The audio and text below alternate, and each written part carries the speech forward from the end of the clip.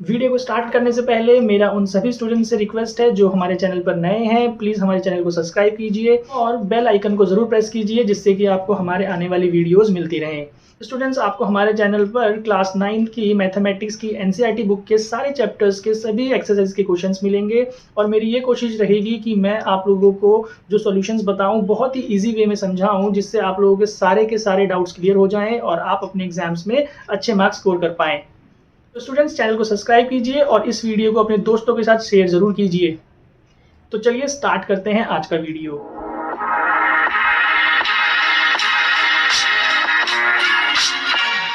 तो चलिए students, video को स्टार्ट करते हैं। आज हम क्लास 9 का चैप्टर 2 दैट इज पॉलिनोमियल्स पढ़ने वाले हैं। स्टूडेंट्स, मैं कोशिश करूंगा कि इस वीडियो की लेंथ को छोटा रखूं। मे बी ये 15 से 20 मिनट का वीडियो होगा, तो आप इस वीडियो को पूरा देखिएगा और मैं गारंटी दे सकता हूं कि आपको एक्सरसाइज 2.1 के सारे क्वेश्चंस अच्छे से समझ में आ जाएंगे। तो मैंने यहाँ पे पॉलिनोमियल से कुछ स्टार्टिंग के बेसिक कॉन्सेप्ट्स को यहाँ पे लिख लिया है। मैं इसको आप लोगों के साथ डिस्कस करता हूँ। तो देखिए, सबसे पहले इस चैप्टर में आपको पता होना चाहिए व्हाट इज अ पॉलिनोमियल। देखिए, पॉलिनोमियल आप लोग अपनी अर्लियर क्लासेस में भी पढ़ चुके होंगे, 7th 8th में भी पढ़ चुके होंगे, बट मुझे जहाँ तक लगता है कि भाई बहुत कम बच्चे होंगे ऐसे जिनको कि पॉलिनोमियल की डेफिनेशन याद है या पता है कि पॉलिनोमियल क्या होता है।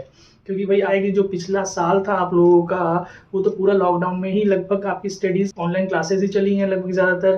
तो मेरे ख्याल से आप लोगों को पॉलिनोमियल की डेफिनेशन याद नहीं होगी। तो मैं आपको इसको डिस्क्राइब करता हूँ और साथ साथ आप अपनी नोटबुक में ज़रूर इसको नोट करिएगा बेटा, क्योंकि मैंने देखा है बहुत सारे बच्चे स्क्रीनशॉट ले लेते हैं, बाद में लिखेंगे सोचते हैं। तो नहीं स्टूडेंट्स, आप लोगों को ये नहीं करना है। आप अभी इसको बैठ के अपनी नोटबुक में साथ साथ नोट करिए, क्योंकि आप लोगों को पता है कि भाई आप लोगों की लिखने की प्रैक्टिस भी काफ़ी कम हो गई है।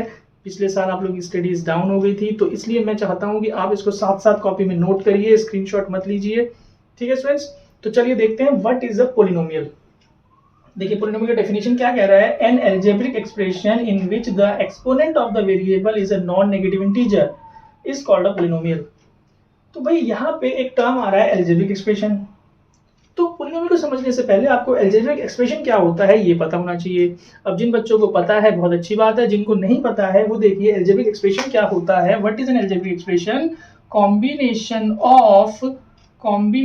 Of variable and constant. अब देखिए यहाँ फिर से एक टर्म आ गया, वेरिएबल। वेरिएबल क्या होता है भाई? जो हमारे इंग्लिश में अल्फाबेट्स होते हैं ABC से लेके XYZ तक, जितने भी अल्फाबेट्स होते हैं इनको मैथ्स में हम वेरिएबल बोलते हैं। अब इनको वेरिएबल क्यों कहा जाता है उसका भी मीनिंग समझिए। इन्हें वेरिएबल क्यों कहा जाता है? तो देखिए, क्योंकि इनकी जो वैल्यूज होती है, जैसे सपोज A है, वो सेम नहीं होती, वो चेंज हो सकती है। जैसे A की वैल्यू कभी 1 आ गई, A की वैल्यू कभी 2 आ जाएगी, X है तो कभी -1 हो गया, X है तो कभी -4 हो गया। मतलब इनकी वैल्यूज वेरी करती है। वेरी मतलब चेंज करती हैं, तो इसलिए वेरी से इनको बना दिया वेरिएबल। ठीक है स्टूडेंट्स। कांस्टेंट क्या होते हैं? कांस्टेंट भाई जो फिक्स होते हैं, फिक्स नंबर्स भाई जिनकी वैल्यू चेंज नहीं होती। लाइक जो भी हमारे नंबर्स हैं 1 2 3, मतलब जो भी नेगेटिव में भी हो सकते हैं। ठीक है, नेगेटिव नंबर्स पॉजिटिव नंबर जो भी है दैट इज कांस्टेंट नंबर्स। तो देखिए, अब डेफिनेशन के हिसाब से वेरिएबल कांस्टेंट आपको समझ में आ गया। तो एल्जेब्रिक एक्सप्रेशन क्या हुआ? कॉम्बिनेशन, मतलब इन दोनों को जब हम कंबाइन कर लेंगे, कोई नंबर है और उसके साथ कोई वेरिएबल हमने लिख लिया, ये एल्जेब्रिक एक्सप्रेशन है। भाई हमने लिख लिया 2x + 3/x², ये एक एल्जेब्रिक एक्सप्रेशन है। समझिए ध्यान से। अगर हमने लिखा √5x + 3√x, इस तरीके से, तो ये जहां पे एक वेरिएबल और नंबर्स कंबाइन हो जाते हैं उसे हम एल्जेब्रिक एक्सप्रेशन कहते हैं। भाई क्लियर हुई बात? अब ऐसे एल्जेब्रिक एक्सप्रेशन जिसमें कि जो वेरिएबल है उसकी जो एक्सपोनेंट है, एक्सपोनेंट मतलब पावर, जो उसकी पावर है वो नॉन नेगेटिव होनी चाहिए, नॉन नेगेटिव इंटीजर होनी चाहिए। मतलब कि भाई पावर नेगेटिव नहीं होनी चाहिए, और एक इंटीजर का मतलब जो नंबर्स होते हैं फ्रैक्शन में नहीं होनी चाहिए। ठीक है, लाइक आप इसको देखिए 5xy, ये एक हमारा पॉलिनोमियल है, ये हमारा नॉट पॉलिनोमियल नहीं है। कैसे भाई? क्योंकि यहां तो पावर ठीक है 1 है, बट ये जो पावर है 2 है। अब ये 2 नीचे आ रहा है ना, जब इसको हम सिंप्लीफाई करेंगे तो इस x + 3x की पावर -2 हो जाएगा। तो ये -2 होने की वजह से पावर माइनस हो गई, नेगेटिव हो गई, तो ये पॉलिनोमियल नहीं माना जाएगा। ठीक है, ये वाला बताइए, ये पॉलिनोमियल होगा नहीं। यहाँ पे ये कंडीशन ठीक है कि √5 नंबर है और x, तो ये ठीक है, बट ये वाली कंडीशन अगेन नॉट पॉलिनोमियल में चली गई, क्योंकि √x का मतलब आप समझिए कि भाई इसको अगर सिंप्लीफाई करेंगे तो ये 3 और x की पावर 1/2 हो जाएगी, जो कि अगेन अ फ्रैक्शन नंबर है, इंटीजर नहीं है, तो यानी कि ये भी नॉट पोलिनोमियल। तो आई होप आपको समझ आया होगा स्टूडेंट्स। तो इसके हम एग्जांपल देख लेते हैं। मैं एग्जांपल लिख लेता हूँ यहाँ पे। ईजी का मतलब भाई, अब कुछ बच्चे ये तो नहीं सोच रहे कि सर ने एग्जांपल का स्पेलिंग गलत लिख दिया, नहीं बेटा। ईजी का मतलब होता है फॉर एग्जाम्पल, ठीक है। इसको हम फॉर एग्जाम्पल पढ़ते हैं, ध्यान रखिएगा, ईजी नहीं पढ़ना, फॉर एग्जाम्पल। कहीं भी आपको ईजी लिखा हुआ नजर आए तो आपने पढ़ना है फॉर एग्जाम्पल। तो फॉर एग्जाम्पल आप कोई भी नंबर लिख लीजिए, 5x + 2 x स्क्वायर + 3, ठीक है, 3x + 2y + 10। इस तरीके से हम कोई भी एक्सप्रेशन जहां पे जो वेरिएबल है उसकी जो पावर है वो एक पॉजिटिव इंटीजर ही होना चाहिए, ठीक है स्टूडेंट्स। अब देखिए यहाँ पे समझिएगा कि ये x है और ये x स्क्वायर है, मतलब वेरिएबल तो x ही यूज हो रहा है, तो इसे हम बोलते हैं वन वेरिएबल। ये वन वेरिएबल वाला है भाई, ठीक है। और यहाँ पे देखिए क्या हुआ कि एक x भी यूज हो रहा है, एक y भी यूज हो रहा है, तो ये 2 वेरिएबल में हो गया, बात समझिए, ठीक है। आई समझ में बात। इस चैप्टर में हमें इन वन वेरिएबल वाले पोलिनोमियल के साथ ही डील करना होगा स्टूडेंट्स, ठीक है।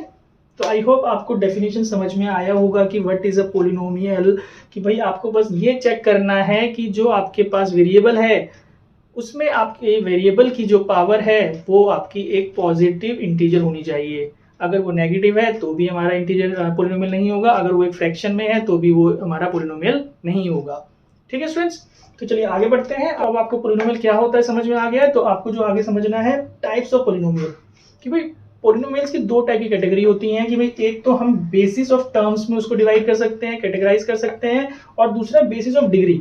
तो यहाँ पे पहले बात करते हैं बेसिस ऑफ टर्म्स की, कि भाई टर्म्स के बेसिस पे हम पोलिनोमियल को कैसे डिवाइड करते हैं। 3 कैटेगरीज में। मोनोमियल का मतलब वन टर्म, कि भाई जिसके पास सिंगल टर्म होगी, लाइक अगर मैंने लिखा 2xy, ये एक मोनोमियल है बेटा। अगर मैं लिख रहा हूँ 5x, ये एक मोनोमियल है, ठीक है। अगर मैं लिख रहा हूँ 2x × 5y, ध्यान दीजिएगा, ये भी एक मोनोमियल ही है, बिकॉज ये इनटू है, तो जब ये सॉल्व होगा तो ये 10xy बन जाएगा और ये सिंगल टर्म माना जाता है स्टूडेंट्स। तो यानी कि अगर मल्टीप्लाई में कोई 2 टर्म्स लिखी हुई है तो वो मोनोमियल की कैटेगरी में ही आती हैं। मल्टीप्लाई और डिवाइड में अगर 2 टर्म्स हैं तो वो मोनोमियल की कैटेगरी में ही आएंगे स्टूडेंट्स, ठीक है।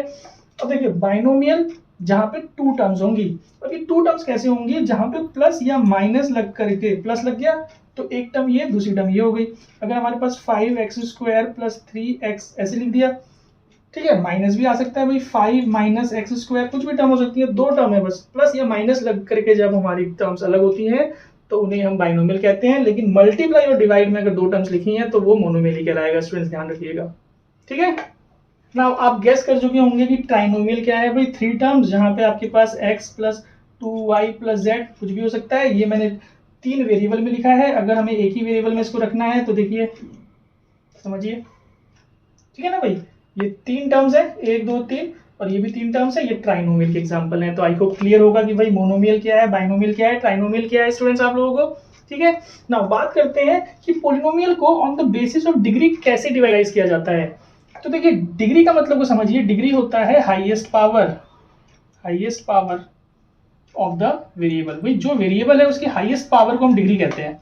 तो पहला होता है लीनियर पोलिनोमियल, भाई जहां पे डिग्री 1 होगा, मतलब अगर वेरिएबल के पास पावर सिर्फ 1 है तो उसे हम लीनियर बोलते हैं। फॉर एग्जांपल ये वाला जो एक मैंने लिखा था 5x, ये एक लीनियर है क्योंकि x की पावर 1 है। ये आप लिख सकते हैं 5x + 10, है ना, कुछ भी आप टर्म्स लिख लीजिए, जितनी मर्जी आप टर्म लिख लीजिए, 5x + 3y + 4, ये हमारा लीनियर है क्योंकि भाई पावर इनमें जो वेरिएबल है उनकी हाईएस्ट पावर 1 है। आई होप क्लियर है लीनियर पोलिनोमियल। देन क्वाड्रेटिक क्या होता है, जिसकी डिग्री 2 होती है।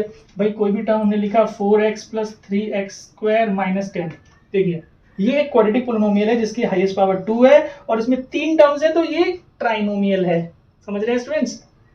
आपको सिंगल सा एक टर्म लिखना है तो भाई ऐसे लिख दीजिए 3x² हो गया, ये सिंपल x² भी लिखेंगे तो भी वो क्वाड्रेटिक पोलिनोमियल ही है, राइट। आपको देखना है डिग्री हाईएस्ट 2 है ना। क्यूबिक में क्या होता है, डिग्री 3, भाई कोई भी टर्म है 4 - x³ x की पावर 3 हो गई।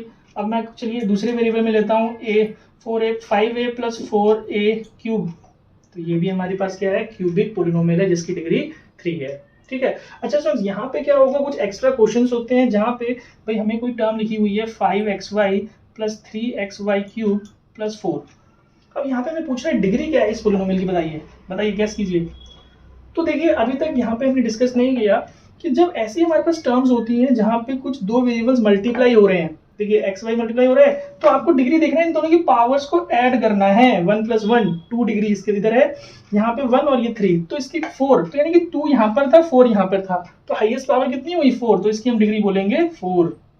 ठीक है स्टूडेंट्स, ये एक्स्ट्रा क्वेश्चन में आ सकता है, बुक में तो आपके एनसीईआरटी क्वेश्चन में, आपकी जो एनसीईआरटी बुक है उसमें ऐसे क्वेश्चन नहीं है, बट आप ध्यान रखिएगा डिग्री हमें देखना है, जब मल्टीप्लाई हो रही है पावर टर्म्स तो वहां पे पावर जो वेरिएबल है उनकी पावर्स को प्लस करके डिग्री निकलती है, राइट।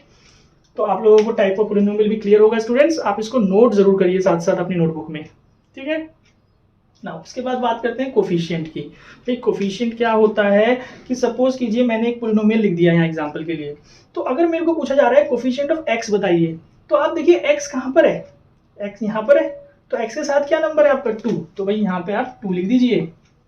कोफिशिएंट का मतलब समझ में आया, जो वेरिएबल के साथ नंबर होता है दैट इज कोफिशिएंट, और इसको अगर पूरा हम बोले न्यूमेरिकल कोफिशिएंट बोला जाता है।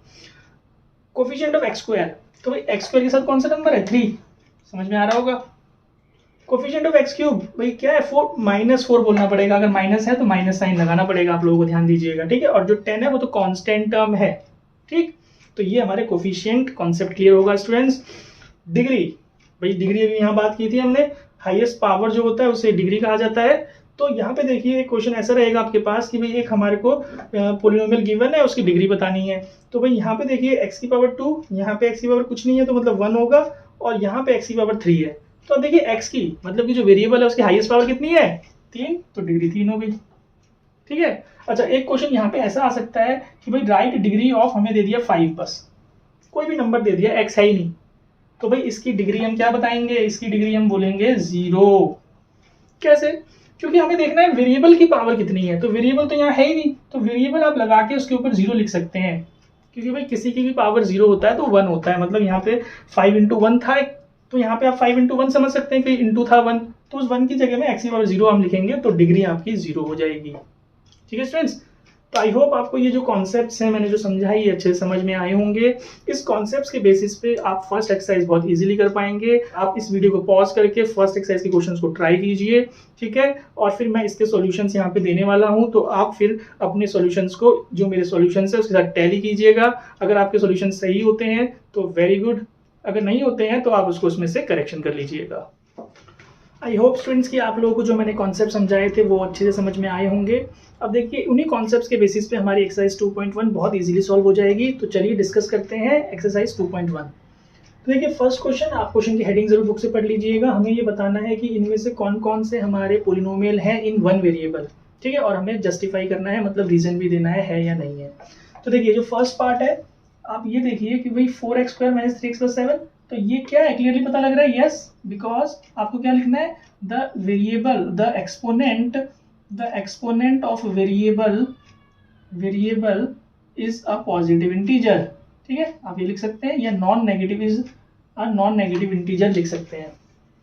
इस तरीके से ये वाला, भाई ये भी हमारा क्या है, यस, ये भी यस है, इसका भी यही सेम आंसर है, क्योंकि यहाँ पे y है वेरिएबल और उसका स्क्वायर आ रहा है।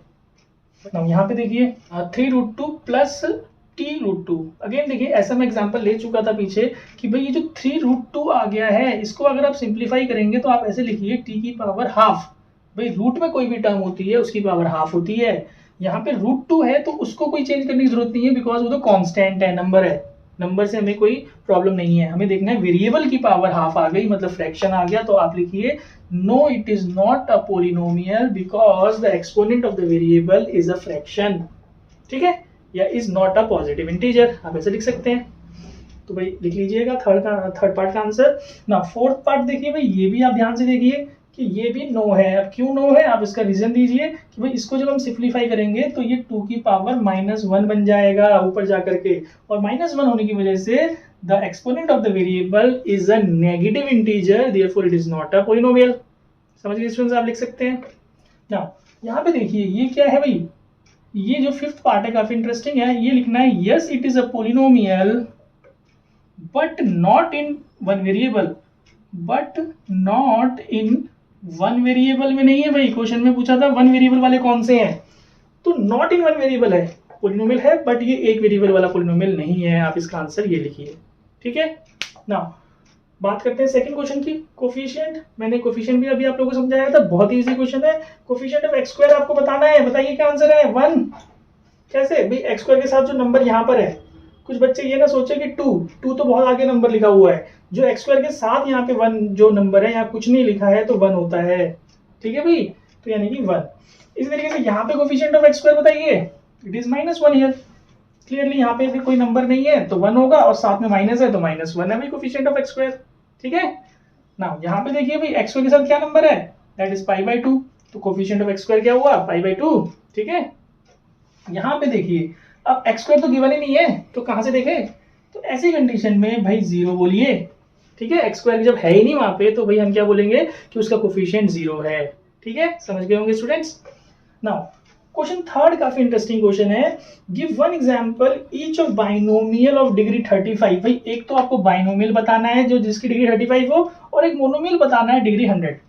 तो भाई इसके आंसर सारे स्टूडेंट्स के अलग अलग आंसर हो सकते हैं, कोई एक फिक्स आंसर इसका नहीं होगा, क्योंकि बाइनोमियल हमें बनाना है तो 2 टर्म्स होनी चाहिए। तो सपोज x मैंने लिख दिया प्लस 10 लिख दिया, लेकिन ये बाइनोमियल तो है बट इसकी डिग्री भी 1 है। अगर इसकी डिग्री 35 करनी है तो भाई x के ऊपर 35 चढ़ा दीजिए, बहुत सिंपल बेसिक बन गया। कुछ भी आप नंबर लिख लीजिए, 5y 35 प्लस 3y, ये भी एक बाइनोमियल है जिसकी डिग्री 35 है। यानी कि कुछ भी इसके आंसर हो सकते हैं, सब बच्चों के अलग अलग आंसर हो सकते हैं। बस आपको क्या ध्यान देना है कि जो वेरिएबल आप लेंगे उसके ऊपर पावर 35 लगाइए और 2 टर्म्स जरूर कर दीजिए प्लस या माइनस करके, ठीक ना। मोनोमियल ऑफ डिग्री 100, तो भाई इसके लिए तो आप जस्ट x की पावर 100 कर दीजिए। अगेन इसका भी कई आंसर्स हो सकते हैं, 5x की पावर 100, 10x की पावर 100, या वेरिएबल आप अपनी मर्जी से a b c कुछ भी ले सकते हैं, ठीक है स्टूडेंट्स। तो आई होप आपको इंटरेस्टिंग लगा होगा क्वेश्चन। तो चलिए क्वेश्चन नंबर 4 की बात करते हैं, right the degree of each of the following. तो भाई डिग्री मैंने बताया था highest power of the variable, तो चलिए इसको भी सॉल्व करते हैं। तो यहाँ पे देखिए जो हमें वेरिएबल गिवन है x x x, तो इन x में सबसे बड़ी पावर किसकी है भाई, क्लियरली पता लग रहा है, x की सबसे बड़ी पावर 3 है यहाँ पे, तो इसकी जो डिग्री है हम लिखेंगे 3, ठीक है। आप लिख लीजिएगा degree of the polynomial is 3।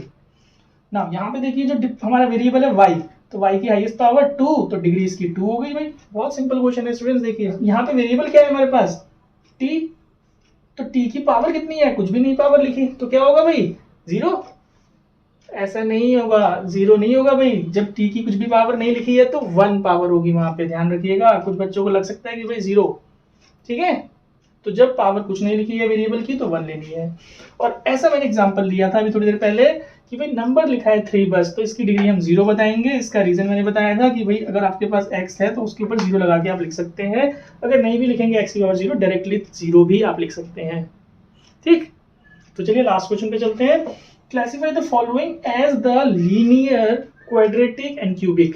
भाई हमें बताना है कि ये लीनियर है, क्वाड्रेटिक है या क्यूबिक है, ठीक है। तो मैंने बताया था आपको लीनियर का मतलब डिग्री 1, क्वाड्रेटिक का मतलब डिग्री 2, और क्यूबिक का मतलब डिग्री 3, और डिग्री आप लोगों को पता है क्या है भाई, है ना। तो चलिए इसका बताइए भाई, यस बोलिए students, correct, it is quadratic, ठीक है, डिग्री 2 थी यहाँ पे। ये क्यूबिक क्योंकि पावर इसकी 3 है हाईएस्ट। ये वाला अगेन हमारे पास क्वाड्रेटिक आ गया है भाई, ठीक है, ध्यान दीजिए, लिख लीजिएगा अच्छे से। यहाँ पे देखिए वेरिएबल x, इसकी पावर जो है कुछ नहीं है, तो अगेन यहाँ 1 है, तो इसको हम लीनियर बोलेंगे, लीनियर पॉलिनोमियल है। 3t, बताइए बताइए, अभी यहीं पे बात हुई थी, इट इज लीनियर, ठीक है, ये लीनियर है। r स्क्वायर, तो बताइए भाई क्वाड्रेटिक हो गया। 7x क्यूब, बताइए, सबने बता दिया होगा, सभी का सही होगा, क्यूबिक। तो देखिए स्टूडेंट्स कितना इजी ये एक्सरसाइज था। तो आई होप आप लोगों को इस वीडियो को देख के मजा आया होगा और आप लोगों को समझ में भी आया होगा कि व्हाट इज अ पॉलिनोमियल, और इसकी फर्स्ट एक्सरसाइज आप लोगों को अच्छे से समझ आई होगी। तो स्टूडेंट्स इस वीडियो को जरूर अपने दोस्तों के साथ शेयर कीजिए, और मैं जल्दी ही आप लोगों के लिए नेक्स्ट एक्सरसाइज 2.2 के क्वेश्चंस को अपलोड करूंगा। तब तक के लिए आप अपना ख्याल रखें, घर पे ही रहें और सेफ रहें। Thank you.